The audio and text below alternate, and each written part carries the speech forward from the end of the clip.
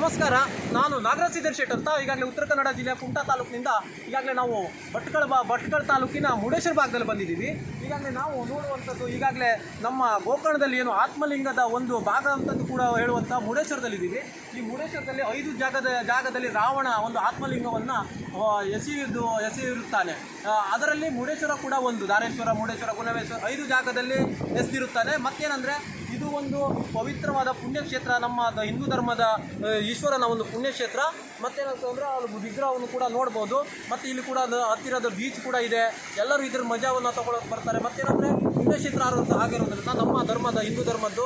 ಮತ್ತೇನಾದ್ರು ಇದು ಭಟ್ಕಳ ತಾಲೂಕಿಗೆ ಬರ್ತದೆ, 12 ಕಿಲೋಮೀಟರ್ ಭಟ್ಕಳಗಾಗ್ತದೆ. ಈಗಾಗಲೇ ನಾವು ಕುಮಟಾದಿಂದ 46 ಕಿಲೋಮೀಟರ್ಗಳ ಒಂದು ಪಯಣವನ್ನು ನಾವು ಮುರುಡೇಶ್ವರ ಭಾಗದಲ್ಲಿ ಬೆಳೆಸಿದ್ದೀವಿ. ನಮ್ಮ ಉತ್ತರ ಕನ್ನಡ ಜಿಲ್ಲೆಯ ಒಂದು ಸುಂದರ ಒಂದು ಹೆಮ್ಮೆಯ ಒಂದು ಈ ಒಂದು ಮುರುಡೇಶ್ವರ ನಮ್ಮ ಈ ಉತ್ತರ ಕನ್ನಡದ ಒಂದು ಹೆಮ್ಮೆಯ ಕಿರೀಟಕ್ಕೆ ಒಂದು ಗರಿ ಅನ್ನೋದು ಅಂತಲೂ ಕೂಡ ಹೇಳ್ಬೋದು.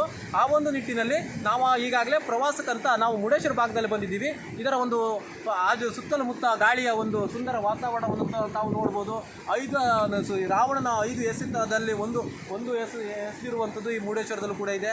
ಅದು ಕೂಡ ಒಂದು ಇದರಲ್ಲಿ ನಮ್ಮ ಪೂರ್ವಜರು ಕೂಡ ನಮಗೆ ಹೇಳಿರುವಂಥದ್ದು ಮತ್ತು ಇದರಲ್ಲಿ ನಡೆಸ್ಕೊಂಡು ಬಂದಿರುವಂಥದ್ದು.